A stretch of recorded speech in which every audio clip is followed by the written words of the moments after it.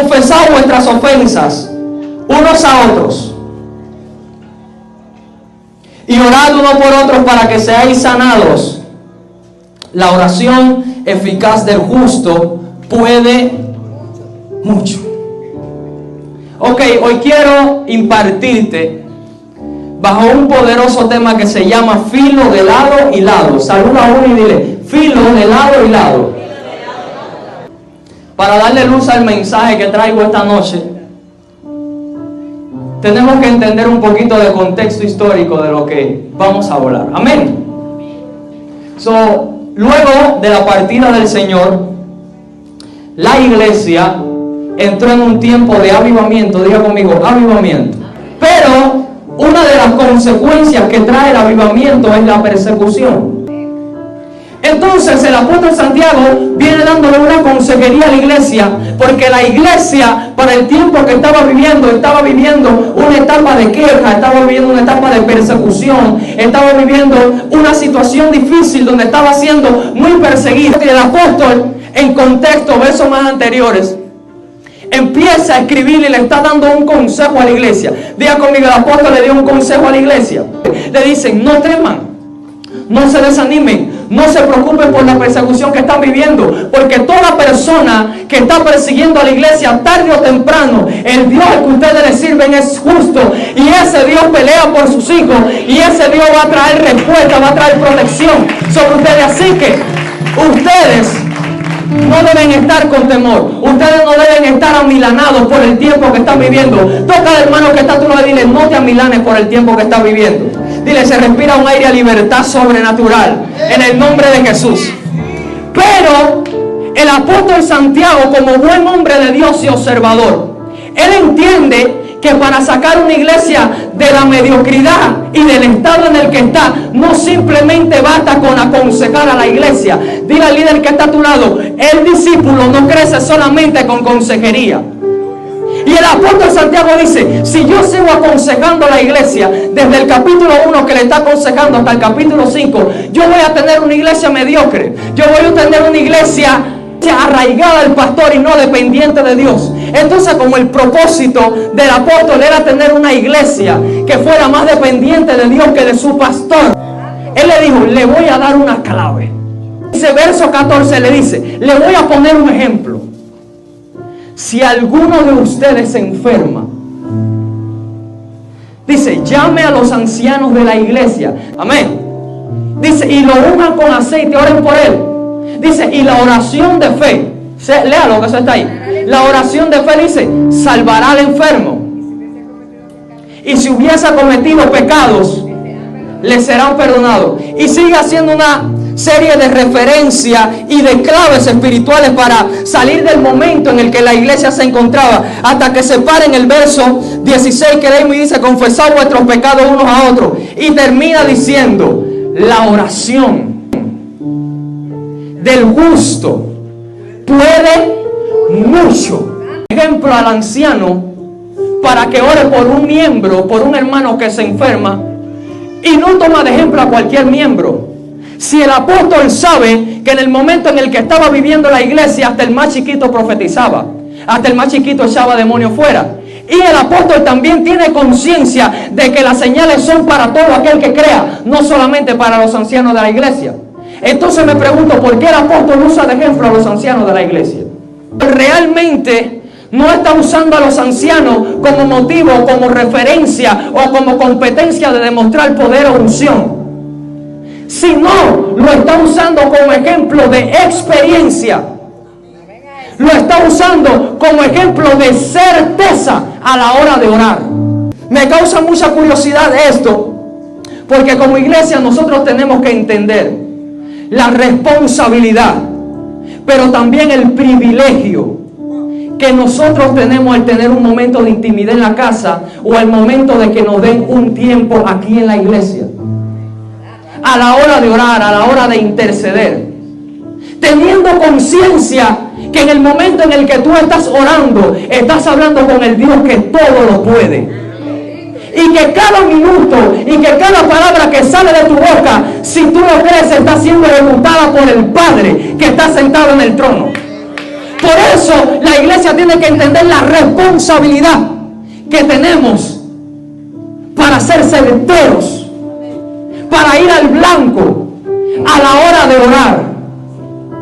Ahora el apóstol está escribiendo esto porque él sabe que la iglesia de hoy en día ha perdido una facultad que tenía la iglesia que el Señor fundó. Y es que la iglesia de hoy en día ora mucho, pero es muy poco certera. Tenemos una iglesia que ora, tenemos una iglesia que vigila, tenemos una iglesia que ayuna, tenemos una iglesia que busca de Dios, pero muchas veces menospreciamos o no aprovechamos bien el tiempo que tenemos delante de Dios para cortar en el mundo espiritual y traer respuesta precisa a la tierra. Y me pongo a observar, me gusta mucho observar la vida del maestro y la vida de los fariseos, porque Jesús tenía una característica que no tenían los fariseos. Pregúntame, ¿cuál es esa característica?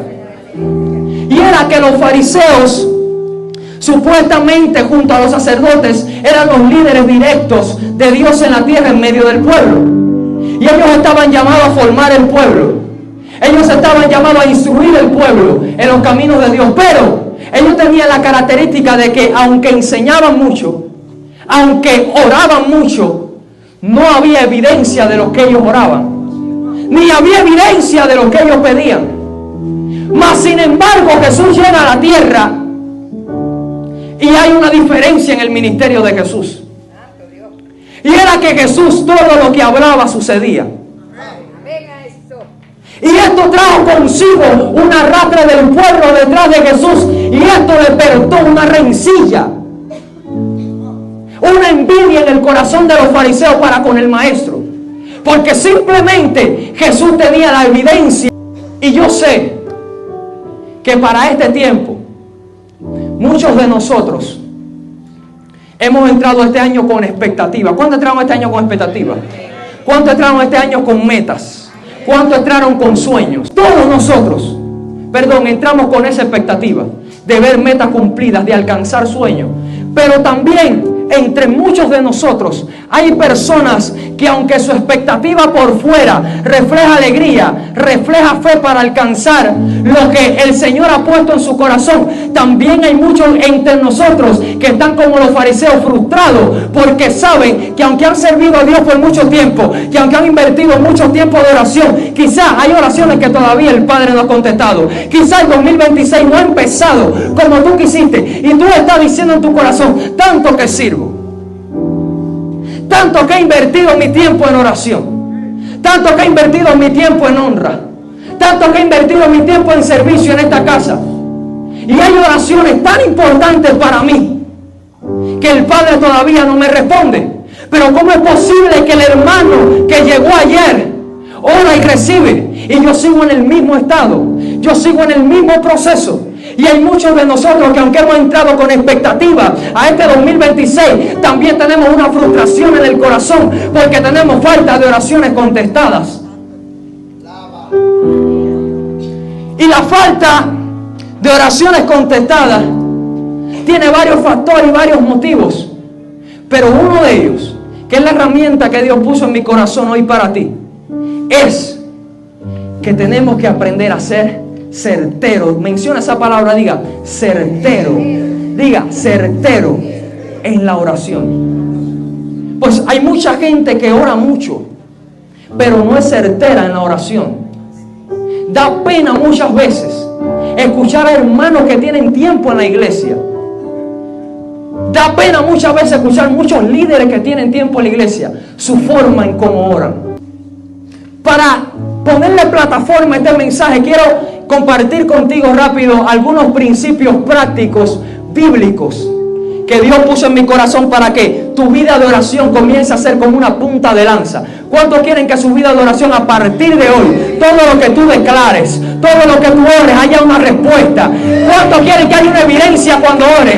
Estas claves que voy a compartir contigo son algunas de las claves que me han llevado a mí al éxito que Dios ha puesto hoy delante de mí. pero también son una de las claves y los principios bíblicos que Dios establece para que la iglesia sea una iglesia que corte en el mundo espiritual. Porque el Señor Jesucristo se empeñó muy bien antes de partir de la tierra en enseñar bien a la iglesia en cómo se debía orar.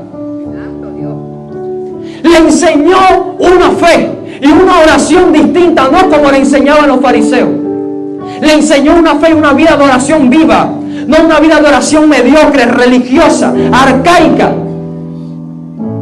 Y hoy en día, si ponemos estos principios que te voy a decir en práctica, yo te profetizo en el nombre de Jesús que tu vida va a ser otra a partir de hoy. Uno de los primeros principios que tenemos que conocer para ser efectivos en nuestra vida de oración, ten en cuenta qué papel juega cada deidad de la Trinidad en tu vida de oración. ¿Está conmigo? Porque estamos claros que Dios es uno solo. ¿Cuántos saben eso? Pero cada uno cumple una función a la hora de tu orar. Y usted tiene que manejar estos principios para ser un orador que corte en el mundo espiritual. ¿Está conmigo? Mira esto, no lo busque.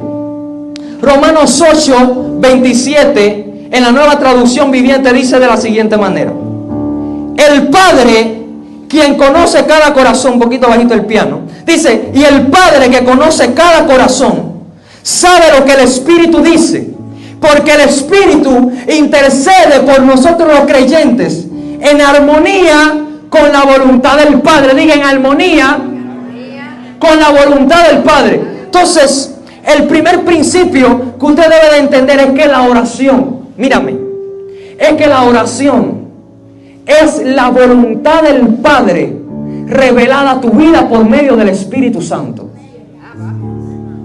La función del Espíritu Santo es enseñarte a orar. ¿Cuántos saben eso? Es inspirar tu oración. Esa es su función. Pero Él inspira a orar ¿qué? Él te motiva a orar ¿qué? La voluntad del Padre. Por eso antes de Jesucristo irse, Él dijo, Él tomará de lo mío y os lo hará saber. Entonces, el principio de la oración no es ser edificados. Y aquí le voy a dar una vaca ahora. El principio de orar no es que tú seas edificado. El principio de orar no es que tú seas transformado. Aunque el resultado de una vida de oración produce eso. El principio de tu vida de oración debe ser establecer la voluntad del Padre en la tierra. Escucha esto, segundo principio. Juan 14:13 dice, y todo lo que pidáis al Padre en mi nombre lo haré, para que el Padre sea glorificado en el Hijo. Escucha, voy rápido en estos principios porque quiero compartirte lo que Dios puso en mi corazón. El primer hombre que Dios creó no necesitaba orar.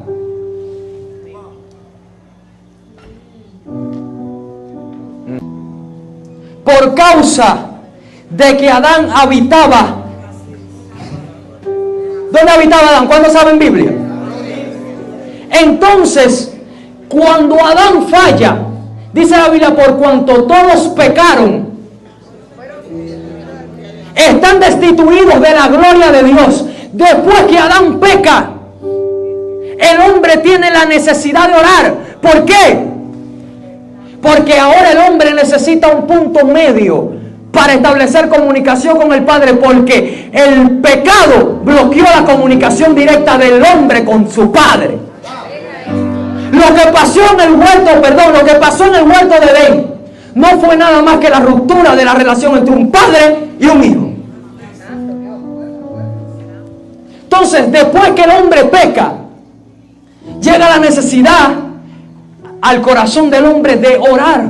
¿Por qué? Fuimos sacados de la gloria. Pero Jesucristo enseñó algo y dijo, todo lo que pidan, ¿a quién? En mi nombre. Entonces, tu oración no debe ser a Jesús. Tu oración debe ser dirigida en el nombre de Jesús. ¿Por qué? Es el único mediador. Jesucristo es el punto de contacto que establece conexión divina entre el Padre con los hijos de nuevo. Por eso la Biblia dice que Él apareció como el segundo Adán para restaurar lo que el primero dejó perder. Último principio, pero no menos importante. Y está en Lucas 11:4. Dice, y perdona nuestros pecados, porque también nosotros perdonamos a todos los que nos deben. Y no nos metas en tentación.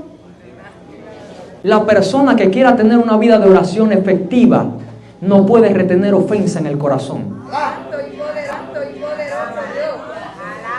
Alábale, que vive. El que tenga oído que oiga. ¿Por qué? Porque dice, Padre, perdónanos.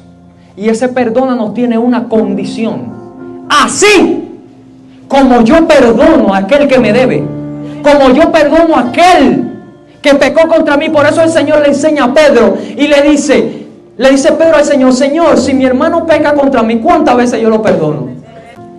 Hasta 70 veces 7. ¿Por qué?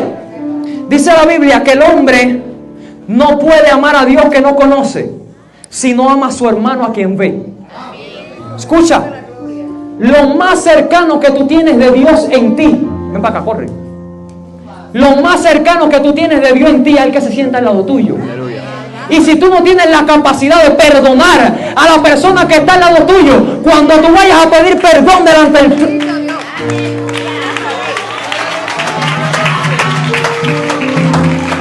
Aplaude, aplaude. El escritor revela algo en el texto ya principal que tocamos. Y el escritor dice, la oración eficaz del justo puede mucho. Ahora, el apóstol enseña que la oración certera, la oración que funciona, la oración que siempre tiene fruto, tiene una característica. Y es que tiene que ser eficaz. Pero esa característica va respaldada de un estado en el que tiene que estar el orador. Y es un estado justo. Tiene una característica y un estado que demanda esa característica. Sí. Oh my God. Tu oración tiene que ser eficaz, pero tú tienes que ser justo. Tienes que orar desde una posición justa. Ahora, la pregunta es, ¿qué es ser una persona justa? Que obra, que opera, que se comporta, dice, según la justicia. Debemos entender que una persona justa es el resultado de una conducta dependiente del conocimiento de la ley o principio de una nación o de un lugar. Voy suave. Suave. Tócate a tu lado y dígale así.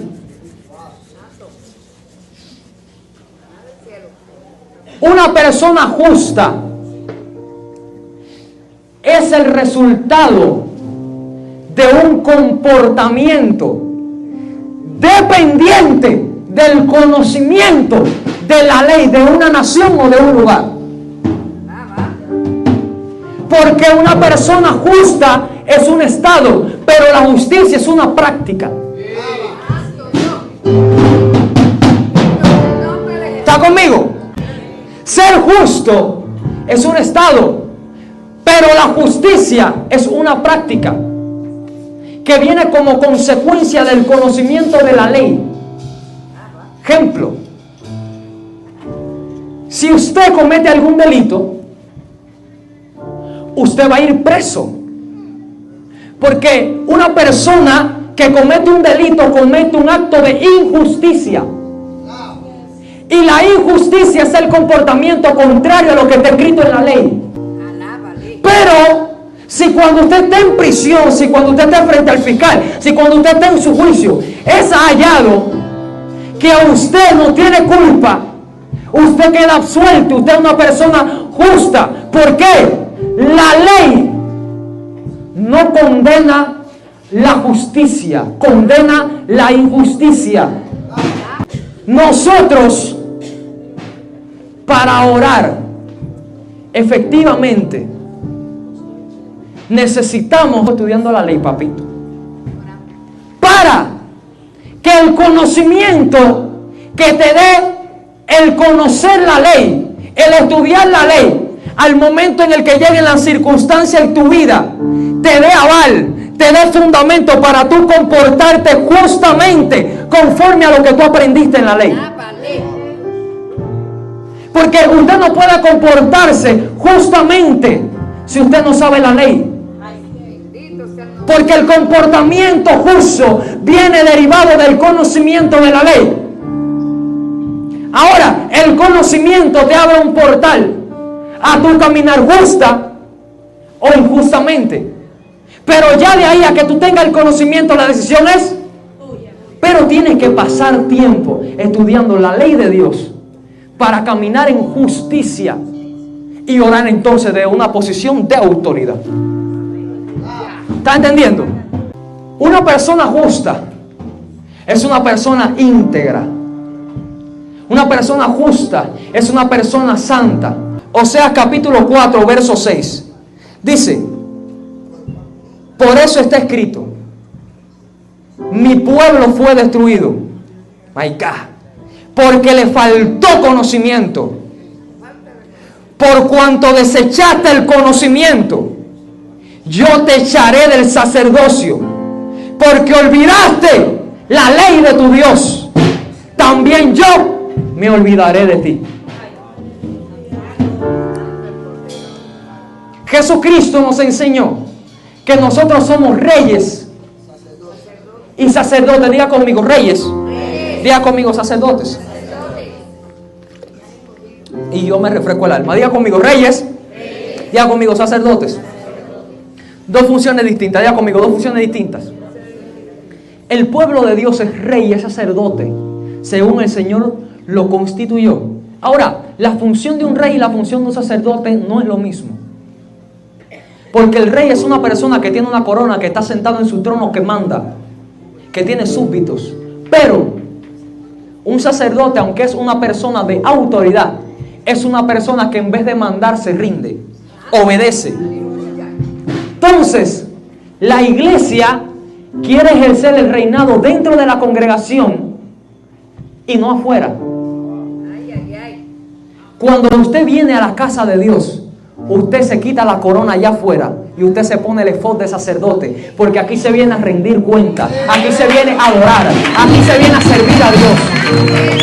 Ahora, cuando usted sale del culto para afuera, usted se pone la corona y usted manda a los demonios, manda la enfermedad, manda en su familia. Aquí adentro es ropa de sacerdote. La iglesia tiene que volver a la santidad, la iglesia tiene que volver a la integridad en este tiempo. Salmo 34, 17. Pero también dice: claman los justos y Jehová los oye. My God. Usted entiende el privilegio que usted tiene, que cuando usted abra la boca, Dios se incline.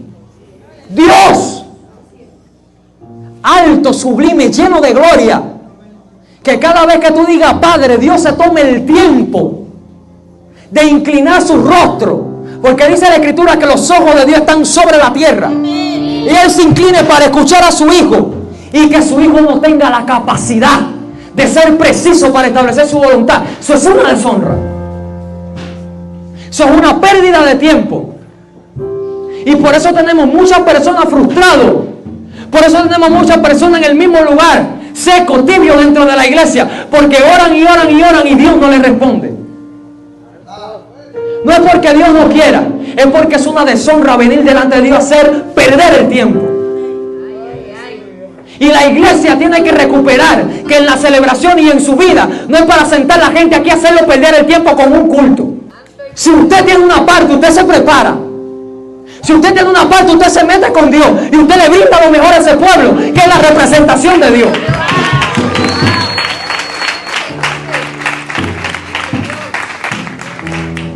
¿Cómo yo estudio para ser una persona justa? ¿Cómo yo estudio correctamente la ley de Dios, que es su palabra? ¿Cómo lo hago? Mentor, ¿cómo usted lo hace? Yo te voy a decir cómo yo lo hago. Cómo yo lo hago. Cómo a mí me ha dado resultado. Y cómo Dios me ha dado revelación de las Escrituras. ¿Está conmigo? Ok. Número 1. Ven, Reinier. Ven, Reinier. Ven, líder, hazme el favor. Agárrate de este tubo. 1. Agárrale la mano a Reinier. No, con una mano. Agárrale la mano a Reinier esta. Mira esto. Agárrale usted la mano, varón. Gracias, sí. Estírate, Reinier. Estira la mano, líder. Mira esto. Estira la mano. Traten de coger mi teléfono. Estírense todo lo que puedan. Ahora ve, mi amor. Ve que no pueden, ¿no, verdad? Por mucho que se tiren, esfuércense. No pueden coger. Ve, mi amor. Dale la mano al líder. Cojan el teléfono. Ya ven cómo lo cogieron. Dale un aplauso a Dios, que te voy a enseñar algo.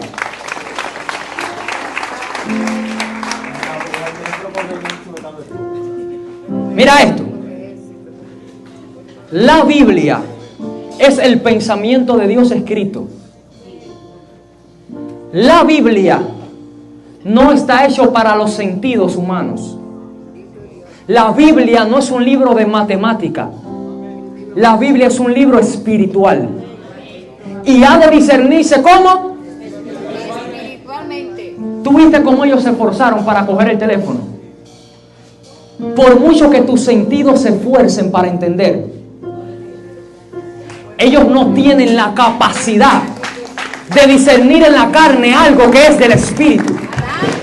Por eso, lo primero que usted debe hacer para estudiar las Escrituras es pedirle ayuda al que la hizo, para que se pare al lado de usted y se la enseñe. Aplaude.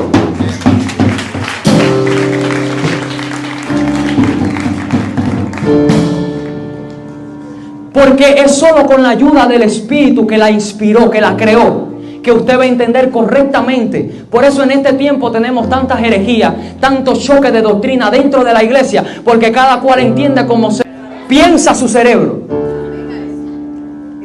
¿Por qué? Se están esforzando. Eso está bien, pero tus sentidos no tienen la capacidad de entender a un Dios que Salomón dijo: los cielos de los cielos no pueden contenerle. ¿Cómo los sentidos humanos van a tener la capacidad de entender la poderosa palabra de Dios? Tienes que pedirle ayuda al Espíritu Santo. Es lo primero que tienes que hacer para que entienda la palabra de Dios, para que venga el río, para que venga la revelación y Él te guía a toda verdad, como está escrito. ¿Está conmigo? Segundo principio. Segundo, hay una ley. Hay una ley de interpretación. Hay una ley que sirve para entender en lengua española, y es la ley de los signos de puntuación. Y una de las cosas que tiene el pueblo de Dios que es que lee como un papagayo, sin respetar las autoridades gramaticales que están ahí para ubicarte en tiempo y espacio de lo que el escritor está diciendo. Entonces, el segundo principio que tienes que tener es no leer como un loco y respetar las autoridades gramaticales que están puestas ahí para que usted entienda, para que usted se sitúe en tiempo, en espacio, si está preguntando, si está deseando algo en el corazón. Si usted lee ahí una coma, la coma es el signo de puntuación que dice que viene una idea seguida de la otra, ¿sí o no? Entonces, si hay una coma en una lectura, ¿qué te está diciendo? No leas más. Date un momento, analiza, piensa, ecualiza lo que acabas de leer y después sigue. Pero leemos rápido y así no se capta. Y por mucho que usted lea la ley, la constitución de un país, si usted no capta lo que lee, usted está invirtiendo el tiempo mal, lo está perdiendo. ¿Sí? Oh my God. ¿Le quito o le pongo? Escucha, y te voy a dar en otra vaca ahora. No es malo. Escucha lo que te voy a decir. No es malo no leas tantos capítulos. Leer 30 capítulos, 10 capítulos no te va a hacer más ungido. Alaba a Cristo. El propósito de que usted lea es que usted aprenda de lo que lee.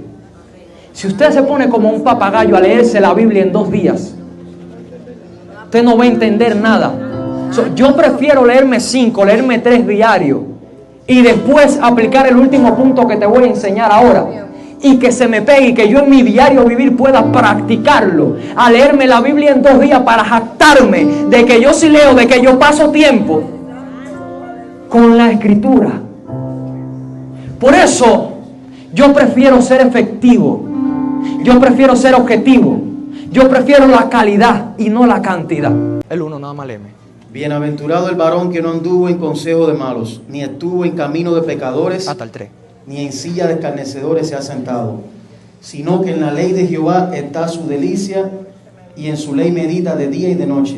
Será como árbol plantado junto a corrientes de agua, que da su fruto en su tiempo, y su hoja no cae, y todo lo que hace prosperará. Después que tú hagas todo esto que te enseñé para leer correctamente las Escrituras, usted cierra la Biblia y usted se sienta a meditar lo que leyó. Este para mí es el paso más importante de todo. Si usted no medita, no se te va a pegar nada de lo que leas. Consejo de experiencia. Si no meditas lo que lees, no se te pega nada. Porque las actividades diarias se te borran. Hace que se te borre. Tienes que meditar. Eso hace que tú captes. Te voy a decir por qué. Ahora dice: bienaventurado el varón que no anduvo en consejo de ¿quién? Lo voy a decir en mi versión. Ni en silla de escarnecedores se ha sentado, sino que ¿en dónde? En la ley de Jehová. Medita de día y de noche. El conocimiento de la palabra de Dios, lo primero que te va a hacer es evitar malos consejos y compañía. Alábale.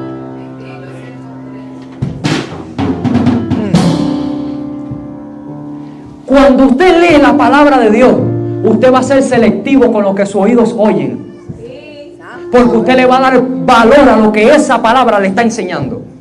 Bienaventurado el que no anduvo en consejo de malo, ni en silla de escarnecedores se ha sentado, sino que en la ley de Jehová está su ¿qué? Y en su ley medita ¿de qué? De día y de noche. En la ley de Jehová está su delicia. ¿Sabe? Cuando usted está con una persona que le gusta, usted está deleitado, porque a usted le gusta.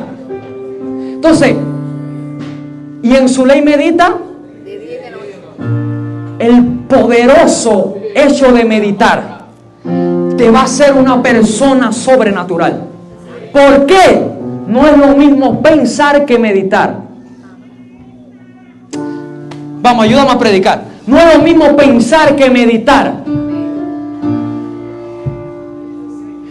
Porque pensar es recordar algo que pasó, algo que te está pasando. ¿Está conmigo?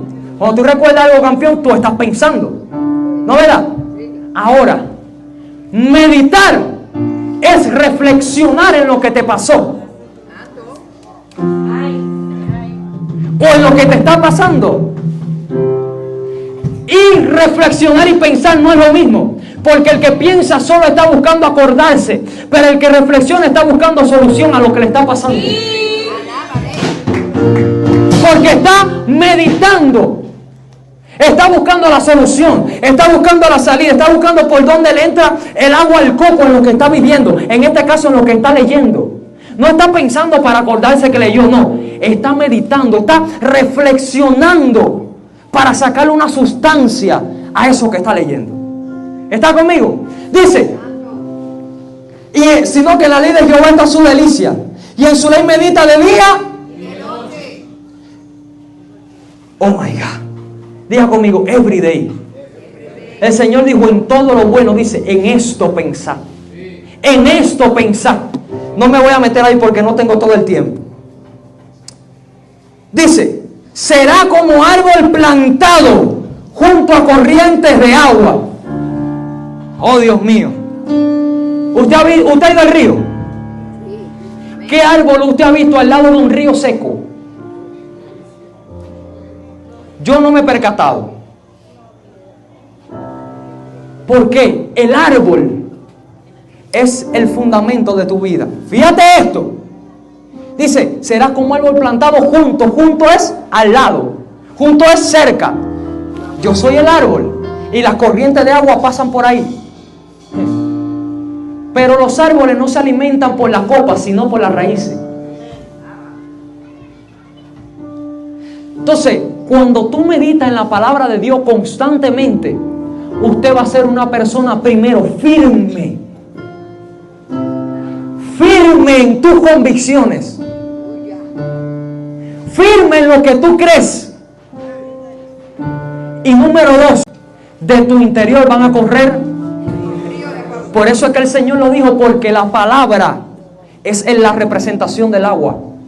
Cuando Él dijo, de tu interior iban a brotar ríos de agua viva, es esa palabra que tú estás leyendo, que tú estás meditando, que te está fundamentando cada vez que tú hables de hacer palabra de Dios, cada vez que tú hables de hacer solución, cada vez que tú hables va a ser verdad, cada vez que tú hables va a haber libertad, cada vez que tú hables va a haber sanidad, va a haber prosperidad. ¿Por qué? Porque estás hablando palabra de Dios. Porque lo que hace a una persona justa es el conocimiento, pero lo que hace una persona eficaz es la revelación del Espíritu Santo.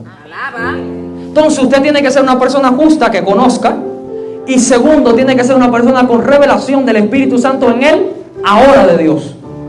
Entonces, voy en esto, eficaz. Bien, ¿qué es esto? Una persona eficaz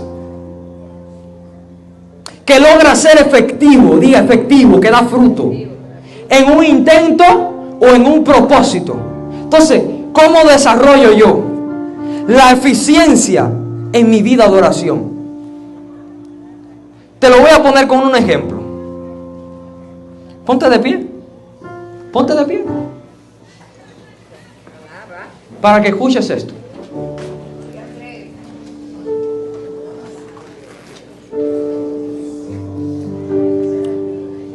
¿Cómo desarrollo yo la eficacia? Póngame atención. ¿Cómo desarrollo yo la eficacia en mi vida de oración? Te pasa algo y a mí también me pasa. Mira, me haga así, que hace frío. Y es que usted está orando. Hay momentos en los que usted está orando. Y pasa muchas veces que usted no sabe qué más va a pedir. Pasa muchas veces que se le acabó lo que usted trajo en el registro, en la lista que le sacó a Dios para orar. Y usted se queda callado, porque no sabe qué más va a decir. Hay muchos que se van de la oración, pero hay otros que son sabios que se quedan callados ahí.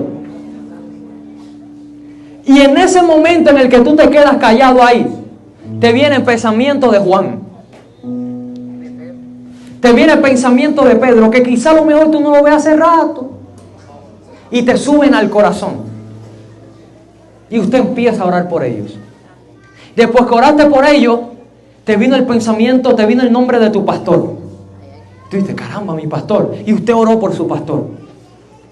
Y te vino el nombre de un familiar tuyo que se fue para afuera y no te manda ni un peso. Y tú oraste por esa familia.